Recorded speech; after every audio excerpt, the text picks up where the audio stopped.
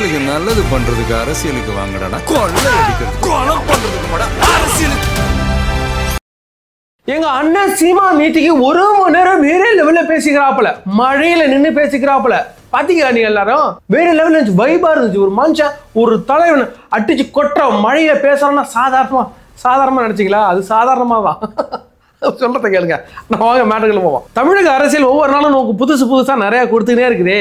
அதாவது இந்த பக்கம் திரும்பி பார்த்தா திருமாவளவன் என்ன பண்ணிட்டாப்புலன்னா, நான் அரசியல்ல, அதாவது இந்த சட்டமன்ற தொகுதியில நிக்கிறேன்னு சொல்லியிருந்தாப்புல, அங்க நான் நிக்க மாட்டேன், அதுவே ராஜதந்திரம் தாண்டா இது அப்படின்னு ஒரு புதுசாக ஒட்டி விட்டுக்கிறாப்ல. அது என்ன ராஜதந்திரம் அப்படின்னு பார்த்து இப்படி திரும்ப பாருங்க. என்னென்ன ஒரு மேட்டர் சொல்லிக்கிறானுங்க. என்னது, இன்ப நீதி என்னோட பையனே இல்லை அப்படின்னு உதயநிதி சொல்லிட்டா போல.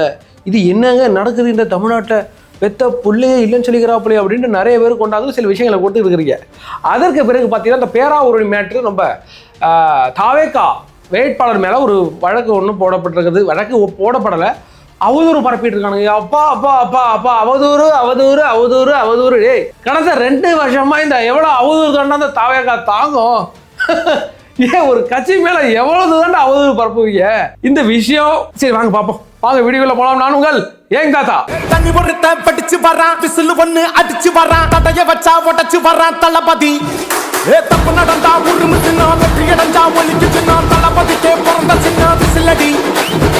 பணத்தை சேர்க்கும் இந்த அரசுகளை தேடி சனத்தை காக்கும் ஒரு தலைவன் வரானே. காசை வாங்கி ஒன்ன வித்துடாம வாணி, ஆசைப்பட்ட தமிழ்நாட்டை தரானே. தமிழ் தூங்காமட்டே விழி தூங்காதேடா, இந்த வெங்கை பின் வாங்காதேடா. எத்தனை மன்னனை ஒத்திக்க வச்சவன்டா. நான் தன்னந்தனியாளு, நீயாள நம்ம பாரு. கொஞ்சம் நகுந்தேன்னா நீங்க எட்ட கோடி பேரு. எங்களோட வீடியோக்களை பாருங்க, சேனலை சப்ஸ்கிரைப் பண்ணி வச்சுக்கிடுங்க, லைக் பண்ணுங்க, ஷேர் பண்ணுங்க, ஒரு தாழ்மையான கருத்துக்களை கமெண்ட் பண்ணி விடுங்க. எங்கள் அண்ணன் சீமான் அவர்கள் நேற்றுக்கு ஒரு 1 மணி நேரம் தேர்தல் பரப்புரை பண்ணிட்டு இருந்தாப்புல. அடிச்சு கொட்டுது மழை. என்ன மழை, கன மழை பெஞ்சிட்டு இருக்கியா. அந்த மனுஷன் பேசிக்கிறான்னு பாருங்களேன், அதை அப்படியே தூக்கி ரீல்ஸ் எடுத்து போட்டுன்னு எங்கள் பிள்ளைங்க எந்த என்டிகே சோம்பிஸு அவனுக்கு எடுத்து ரீல்ஸ் போட்டுன்னு செம ஜாலியாகிறானுங்க. எது யாரு அந்த காம்பவுண்டு சிவரில் அந்த மண்ணலங்கா பக்கத்தில் இருப்பானுங்கல்ல, அதை எடுத்து போட்டுன்னு. இப்படி ஒரு தலைவனை நீங்கள் தவற விட்டால் யாருக்கு நஷ்டம்? யாருக்கு நஷ்டம் இல்லை, அதெல்லாம் ஈஸியாக தவற விட்டு போயிட்டே இருங்க. இத்தனை வருஷமும் தவற விட்டீங்களா, இந்த வருஷமும் தவற விடுங்க. அந்த மனுஷனை கொஞ்ச நாளும் புத்தி அறிவு இருந்தால் அவெல்லாம் பண்ணுவாங்களா? ஏன் அடிக்கிற மழை கொட்டிட்டு இருக்கு, அதில் நின்று பேசுகிறோம், ஆஹா பெரிய தலைவன் நாங்கள் நினச்சிடுவோமா? புத்தி உள்ளவன், விவேகமான ஒரு சிந்தனை உள்ளவன் என்ன நினைப்பாங்க?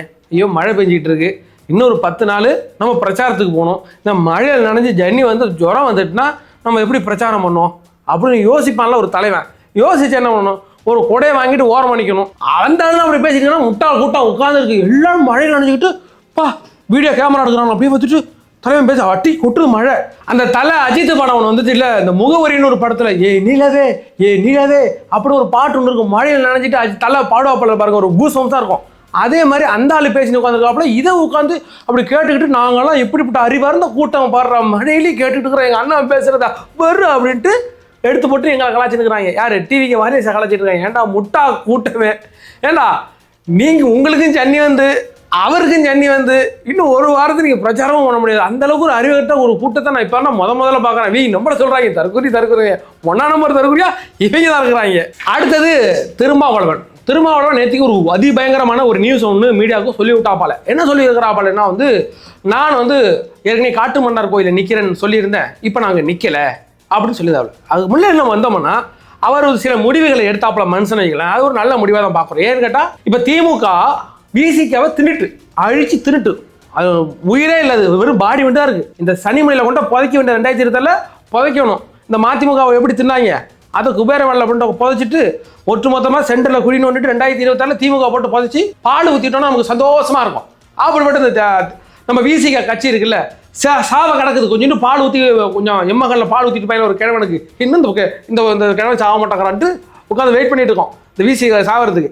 அவர் என்ன பண்ணார்னா, சில விசிக எம்எல்ஏகள் திமுக தஞ்சம் அடைஞ்சிட்டாங்க, அவங்களுக்கு ரொம்ப ஃபிட்டாக இருக்கிறாங்க அப்படின்ற மேஷம் வந்துச்சு. இது எப்படி நடந்துச்சுன்னு பாருங்களேன். அது இந்த போன எலெக்ஷன் 2020 ஜெயிச்சோடனே மாற்று கட்சியில் உள்ள அந்த எம்எல்ஏக்கள் இருக்காங்களே, அவங்கள ஒவ்வொரு குரூப்பும், இந்த பெண் மீடியாவில் உள்ள ஒவ்வொரு குரூப்பும் இன்னைக்கு விசிக 3 எம்எல்ஏ உங்க கண்ட்ரோல் அப்படின்னு கொடுத்துருவாங்க. என்னன்னா அவர் எப்பயுமே நீங்கள் சந்தோஷமாக வச்சுக்கணும், அது நீங்கள் புரிஞ்சுக்கிடுங்க எப்படிங்கிறத. தேவையானது தண்ணி போக்குவரத்து, அவர்கிட்ட உங்களுக்கு ஒரு அமௌண்ட் பணம் கொடுக்கறது, உங்களுக்கு அதை ஒதுக்கி வரணும்னு சொல்லி சொல்லி சொல்லி அந்த ஆளுங்களை திமுக பக்கம் இழுத்துறது. அப்போது பிசிகாவில் உள்ள நிறைய எம்எல்ஏக்களை திமுக இழுக்க ஆரம்பிச்சு. இதை மாதிரி நிறையா பணம் கொடுக்கறது, போக்குவரத்து நீங்கள் புரிஞ்சுக்கிட்டா சொல்லிட்டேனே. அப்படி கொடுத்தோன்னே இதில் வந்து நிறைய எம்எல்ஏக்கள் அந்த பக்கம் போயிட்டாங்க. பாலாஜி, அதுக்கு பிறகு ஆளுர் ஷானவாஸ், இது மாதிரி உறுப்புலாம் போயிட்டாங்க அப்படிங்கிறது தெரிஞ்சு போச்சு யாருக்கு, நம்ம திருமாவளவனுக்கு. அதற்கு பிறகு என்ன, அவங்க எல்லாம் டக்குன்னு தூக்கி போட்டாப்புல. இந்த எலெக்ஷனில் தூக்கி போட்டுட்டு நான் வர்றேன், ஏன்ட்டா நாங்கள் எம்பி அங்கே எம்பியாக இருக்கிறது தானே இங்கே வந்து நீங்கள் ஆட்டம் போட்டுட்ருக்கீங்க, நானே உள்ளே வரேன், நானே சட்டமன்றத்துக்குள்ளே வரேன்னு ஒரு நல்ல முடிவு எடுத்தார். அந்த முடிவு நல்ல முடிவு தான் வச்சுங்களேன். இப்போ ஏன் விளைகிறாங்கிறாப்ல, புரியுதா? திமுக இவர் உள்ளே வருவதை விரும்பவில்லை. இவர் உள்ளே வந்தால் சில பிரச்சனைகள் இருக்குது அப்படிங்கிறதும் அவர் விரும்புகிறாங்க. ஏன்ட்டா நாளைக்கு அவங்க உள்ளே போனதுக்கு பிறகு உதயநிதிக்கு இவர் பெரிய ஒரு பிரச்சனையாக வருவார். ஏன்ட்டா இப்போ அவர் அந்த சட்டமன்றத்தை இல்லாத ஒரு சூழ்நிலையில தான் அங்கே ஒரு தலித்துகளுக்கு ஒரு பிரச்சனை வரும்போது சட்டமன்றத்தில் கேள்வி எழுப்ப முடியல. இவர் உள்ளே போனால் கேள்வி எழுப்பலாம் அப்படின்றதுனால இவர் உள்ளே வரப்படாதுங்கிறதுல யார் குறியா இருக்காங்கன்னா திமுக. இதை ஒரு 3 நாளைக்கு முன்னாடி யார் சொல்லியிருந்தாங்கன்னா ஆதவ அர்ஜுனா சொல்லியிருந்தார். ஆதவ அர்ஜுனா ஒரு பொது மேடையிலேயே இந்த விஷயத்த சொல்லியிருந்தார். திமுக இந்த பெயின் மீடியா வர தடுத்துக்கிட்டு இருக்கு, நீங்கள் போட்டியிடக்கூடாதுன்னு தடுத்துக்கிட்டு இருக்கு, அண்ணன் அதுக்கெல்லாம் அசர மாட்டார், கண்டிப்பாக போட்டியிடுவார் சொல்லிட்டு இருந்தாங்க. நேற்றுக்கு அறிவிச்சாச்சு. யார் அறிவிச்சுக்கிறாப்புல? ஜோதிமணி ஒருத்தர் அறிவிச்சுக்கிறாரு. அந்த ஜோதிமணிக்கு பெரிய சாக்கா போயிட்டு என்ன அறிவிச்சிருக்காங்களா, நான் காங்கிரஸ் கட்சிக்காரங்க அப்படிங்கிறாரு.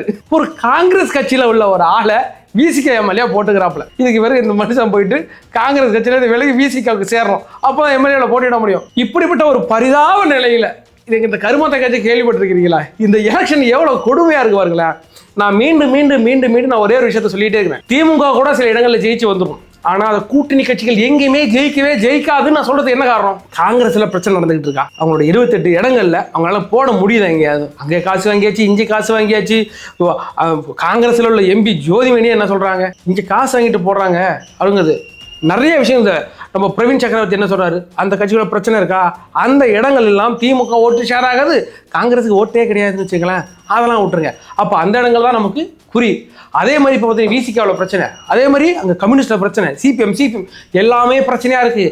அதனால தான் இன்னைய நிலையில் திமுக தோற்கும் அப்படிங்கிறது மிக உறுதியாக சொல்ல. இந்த கூட்டணி கட்சிகள் அம்மா அம்பது சேர்த்து வச்சுக்கிறாப்புல இல்லை, அந்த கூட்டணி கட்சிகள் தான் திமுக தோற்பதற்கு மிக முக்கிய காரணமாக இருக்கும்போது அந்த இடங்களெல்லாம் தான் தாவேகா வெற்றி பெறும், வெற்றி பெறணும், அந்த இடத்துல கடுமையாக உழைங்கன்னு சொல்வதற்கு மிக முக்கிய காரணமும் அதுதான். அடுத்தது சந்திரகாண்டிபன், நம்ம பேரா ஒன்றே சேர்ந்த மனுஷன் வச்சுங்களேன். அந்த மனுஷன் மேலே ஒரு வழக்கு ஒன்று இருந்துச்சு. கொஞ்சம் நாளைக்கு முன்னாடி நம்ம டிவி நியூஸ் எல்லாம் பார்த்தோம்.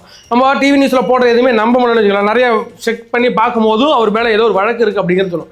அப்புறம் அதை எடுத்து நம்ம சாட்டை யோக்கியம் வரா சொம்படுத்த உள்ள வைங்கிற மாதிரி இந்த யோக்கியம் எடுத்து பேசினாப்புல. இதே நாம் தமிழ் கட்சியில் உள்ள ஒரு நிர்வாகி இல்லை, அவருடைய வேட்பாளரை கொண்டு ஜெயிலில் வச்சுருந்தாங்கப்பா கஞ்சா கேஸில். அதெல்லாம் எங்களுக்கு தெரியாது, தூக்கிட்டு வந்துட்டு பரப்பிடுறாங்களே. அதை பற்றி நம்ம பார்க்கும்போது நமக்கு எந்த டீட்டெயில்ஸுமே கிடைக்கல. அதுக்கு முன்னாடி அவர் எங்கே இருந்தார், ஜெயிலில் இருந்தாரா, இப்போ தான் வந்தாரா அப்படிங்கிறது கிடைக்கல. அதுக்கு பிறகு என்னன்னா இன்னைக்கு அவரே வந்து சொல்கிறார், அவர் மேலே என்ன வழக்கு பதியப்பட்டிருக்குன்னா கஞ்சா வித்தாரு, அவர் இப்போ தான் ஜெயிலேருந்து 10 நாளைக்கு முன்னாடி தான் வந்தார் அப்படின்னு சொல்லிட்டு இருந்தாங்க. இந்த நியூஸ் பரவிட்டே இருந்து பாருங்களேன், 100 பேர் நின்று ஒரு பொய்யை பரப்பிக்கிட்டு இருக்கானுங்க. அதுதான் சத்தமாக கேட்குது. ஒரே ஒரு ஆள், ஒத்த மனுஷன், அந்த மனுஷன் சொல்லிட்டு இருக்காரு, என் மேலே எந்த குத்தமும் இல்லைங்க, நான் அப்படி எந்த வழக்கிலையும் சிக்கலைங்க, இது அவதூறு பரப்புறாங்க, வேற யாரோ ஒரு அதே பேர் நபர்ல இருந்திருக்கலாம். அப்போ இப்போ ஒரு 7-8 நாளா எது பரவிக்கிட்டு இருக்கு, அந்த அவர் வந்து தவறு செய்திருக்கிறார், அவர் வந்து தவறு செய்திருக்கான்னு சுற்றி பரவிக்கிட்டே இருந்துச்சா. அந்த விஷயத்த கூட நான் எடுத்து பேசுறதா கிடையாது.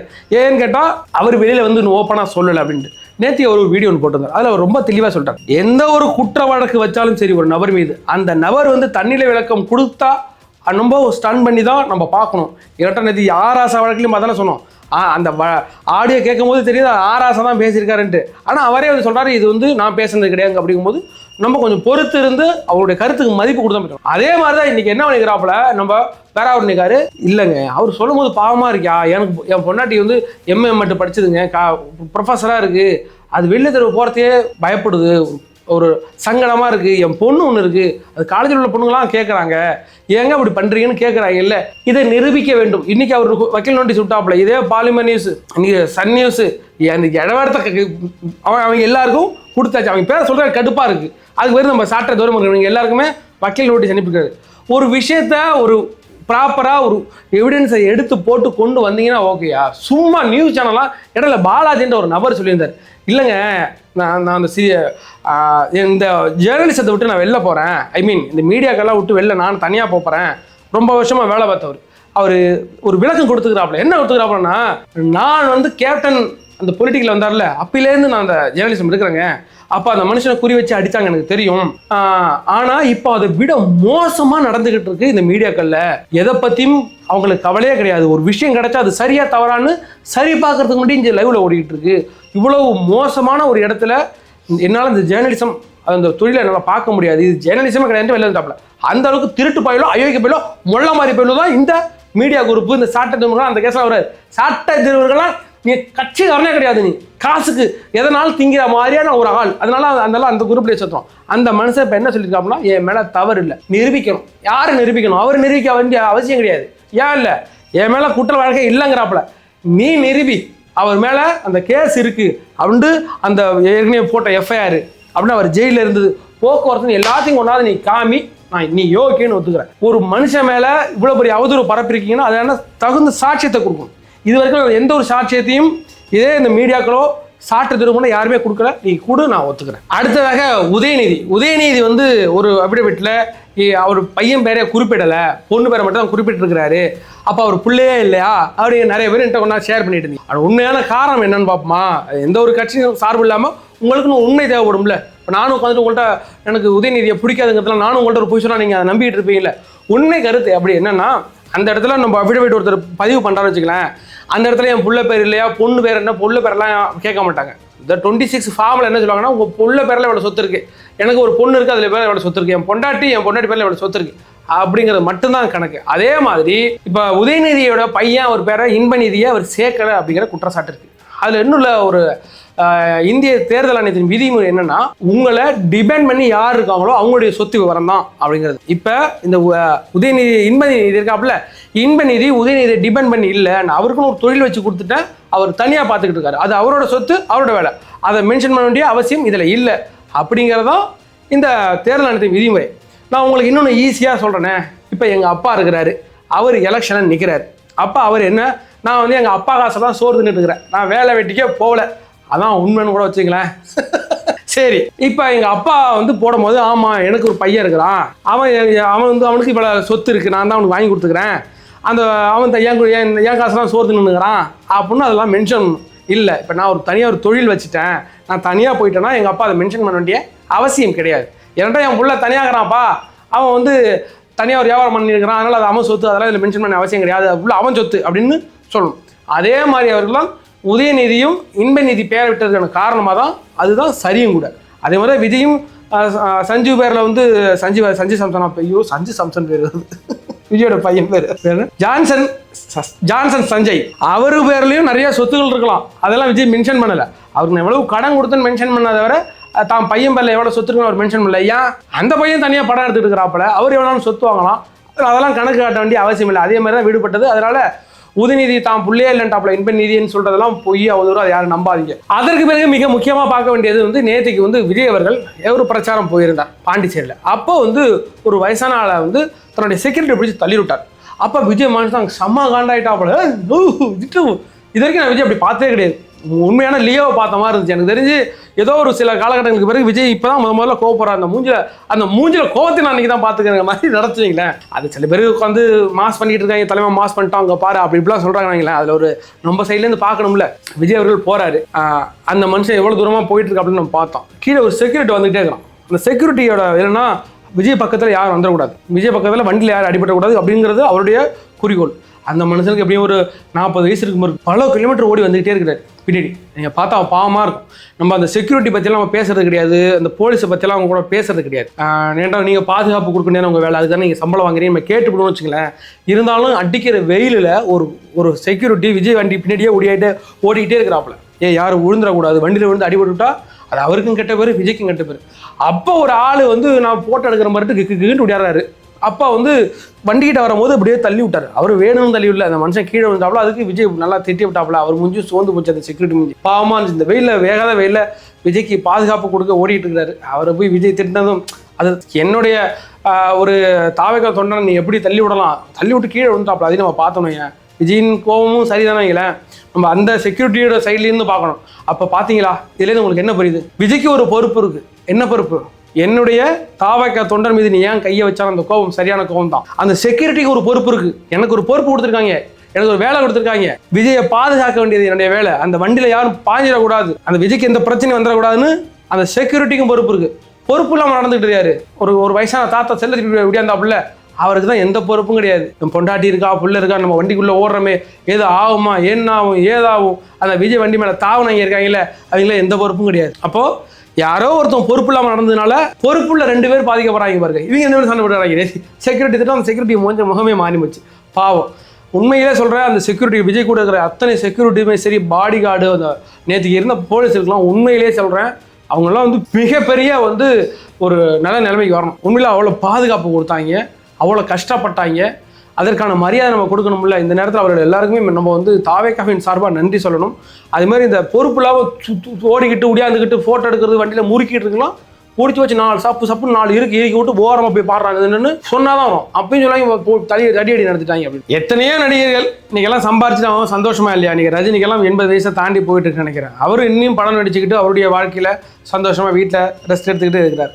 அதே மாதிரி இந்த மனுஷனை இருந்து தொலைஞ்சிருக்கிறாயா? தேவையில்லாமல் அரசியலுக்கு வந்து அவருக்கு இருந்த எல்லா பேரு புகழ் எல்லாத்தையும் இங்கே உடைக்கிறாங்க. அப்படிங்கும் போது எனக்கே எப்படி இருக்குன்னா, உண்மையாக அந்த விஜய் ரசிகர்களுக்கு எப்படி இருக்கும்? அந்த மனுஷன் நம்மளாம் எப்படி பார்த்தோம்? ஒரு நல்ல மனுஷன், நம்ம ஏன் அண்ணன் அப்படிங்கிற முறையில் பார்த்தோம். இந்த அரசியலுக்கு வந்து கடந்த 2 வருஷத்துல அந்த மனுஷனை வந்து உடச்சி செவர் அடிச்சிட்டானுங்க. அது ஒத்துக்கிட்டாலும் சரி, ஒத்துக்காமலும் சரி, அதான் உண்மை. அந்த மனுஷன் மேலே இருந்த எல்லா நன்மதிப்பையும் ஃபர்ஸ்ட் சைக்கோன்னானுங்க, அடுத்து கொலைகாரன் நாங்க, கொலைப்பழி சுமத்தினாங்க. அதுக்கு பிறகு நீ பெண்கள் விஷயத்துல தப்பா இருக்கிற, திரிஷா கூட சுத்துற அப்படின்னாங்க. அதுக்கு பிறகு பொண்டாட்டி புள்ளிக்கே நீ துரோகம் பண்ண, பொண்டாட்டி புள்ளியை அடிச்சு விரட்டின அப்படின்ட்டு ஒரு கெட்டவனுக்கு என்னென்ன ஒரு செயல்முறையெல்லாம் செய்வானோ அது எல்லாத்தையும் விஜய் மேலே வந்து பரப்பி வச்சுட்டாங்க. இது இவ்வளோ மோசமானங்கிற மாதிரில் கொண்டாந்து காமிச்சிட்டாங்க. அப்போ நம்ம விஜய் நம்ம எப்படி பார்த்தோம், அதை அப்படியே மாற்றி பிரேக் பண்ணிட்டாங்க இல்லை. இப்போ வந்து இதுக்கு முன்னாடி பீஸ்ட் படம் பார்க்கும்போதோ இல்லை அதுக்கு முன்னாடி படம் பார்க்கும்போது என் அண்ணன் அப்படி ஒரு சந்தோஷமாக நீங்கள்லாம் பார்த்தீங்கல்ல. இப்போ அந்த ஏதோ ஒரு இடைஞ்சல், ஒரு நெருடலோட நம்ம பார்க்குற அளவுக்கு கொண்டா வச்சுட்டாங்கப்பா. அதை தெரிஞ்சுதான் அந்த மனுஷன் வந்தாப்புல வைங்களேன். அந்த மனுஷன் அந்த ஒரு கெரியர் பீக்கில் விட்டுட்டு வந்தாப்புலே, சொன்னாலும் அந்த மனுஷன் பீக்கில் விட்டு தான் வந்தாப்புல. இப்போ சொல்கிறாங்க 200 கோடி ரூபா பணத்தை விட்டுட்டு வந்தாரு, பீக்கில் வந்து உச்சத்தில் இருந்து விட்டுட்டு வந்தான்னு சொல்கிறாரு. அதே சொல்கிறீங்க, அப்போ உங்களை யார் வர சொன்னா அப்படின்னு கேட்குறாங்க. அந்த மனுஷன் அந்த பீக்கில் விட்டுட்டு வந்தாரு, அதுதான் உண்மை. ஒரு படத்துக்கு 200 கோடி ரூபா வாங்கிட்டு இருந்த அந்த மனுஷன் அதை விட்டுட்டு வந்தாப்புல, அதான் உண்மை. சினிமா அவருக்கு எவ்வளோ பெரிய ஒரு ராஜ்யமாக இருந்து தெரியுமா? சினிமாவில் அவர் தான் ராஜா, அதுதான் உண்மை.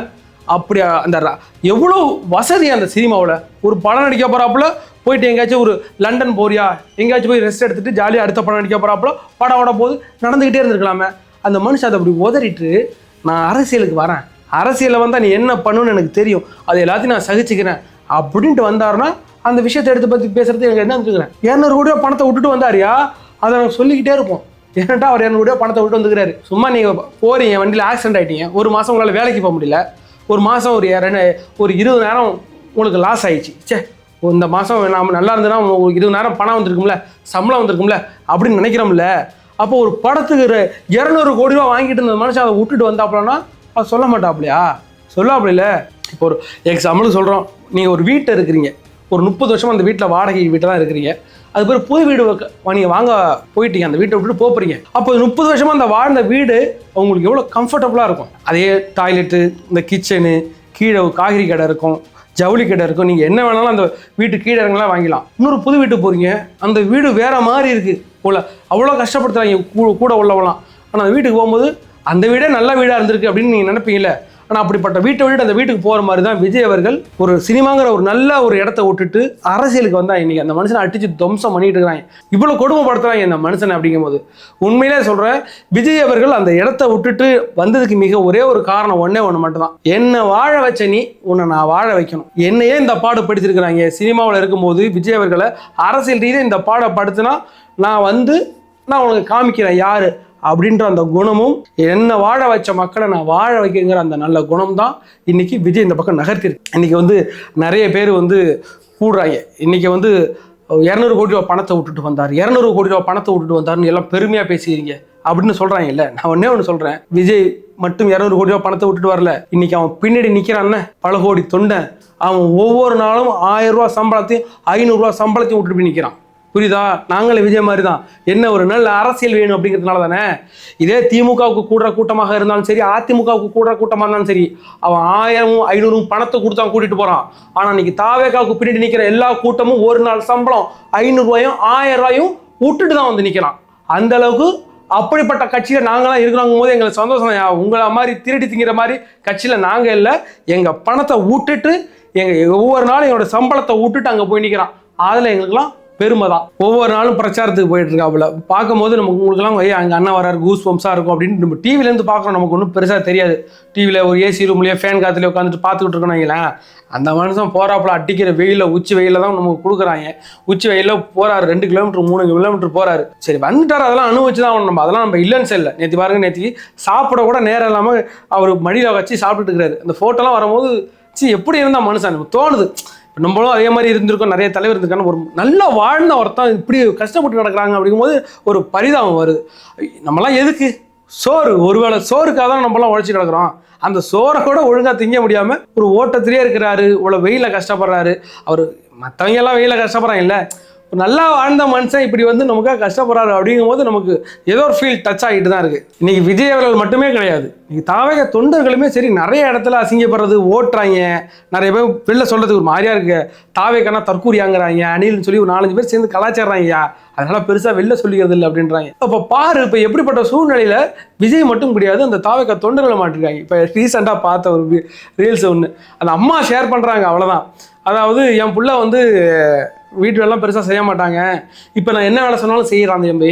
அது என்ன காரணம்னா, அவங்க வந்து அந்த பையன் சொல்லியிருக்கான், நீ தாவேக்காவுக்கு தான் ஓட்டு போடணும் அப்படின்ட்டு. சரி, நான் தாவேக்காவுக்கு ஓட்டு போறேன்னு சொல்லிட்டு நான் சொல்ற வேலைலாம் நீ செய்யணும். ஒவ்வொரு நாளும் நீ கடைக்கு போயிட்டு வா, சரிம்மா நான் போயிட்டு வரேன், நீ கடைக்கு போகலன்னா அவனுக்கு தாவேக்காவுக்கு ஓட்டு போட மாட்டேன்னு எல்லா வேலையுமே கடந்த ஒரு 1.5 மாசமா அந்த அம்மா வாங்கிட்டு இருக்கான் அந்த பையனை வச்சு. இத்தனை நாள் சொகுசாக இருந்த பையன் தான். இருந்தாலும் என்ன காரணம், நீ தாவேக்காவுக்கு ஓட்டு போடணுங்கிறதா அவன் சாக்ரிஃபைஸ் பண்ணுறான் தண்ணியை.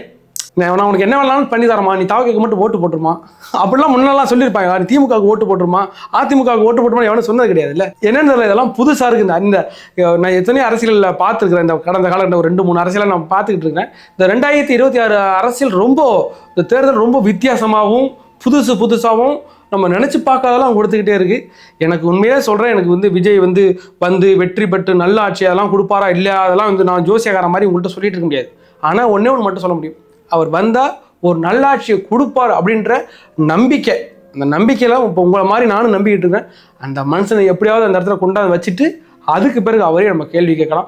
அதற்காக இந்த 2023 நமக்கு கிடைச்ச ஒரே ஒரு வாய்ப்பு. அந்த ஒரு வாய்ப்பில் இதுக்கு பிறகு இந்த திமுகவை அழிக்கிறதுக்கெல்லாம் ஒருத்தன் பிறந்து வளர்ந்து தான் வரணும். ஏன்னாட்டா ஒருத்தன் பிறந்து வளர்ந்து வந்து இன்னைக்கு சண்டை போட்டுட்டு இருக்கான்.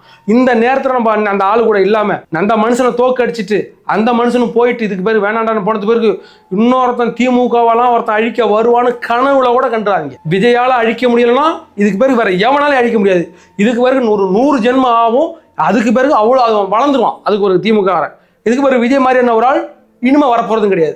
கிடைச்ச ஒரே ஒரு வாய்ப்பை பயன்படுத்தி இந்த திமுக 2026 அழிச்சே ஆகணும்.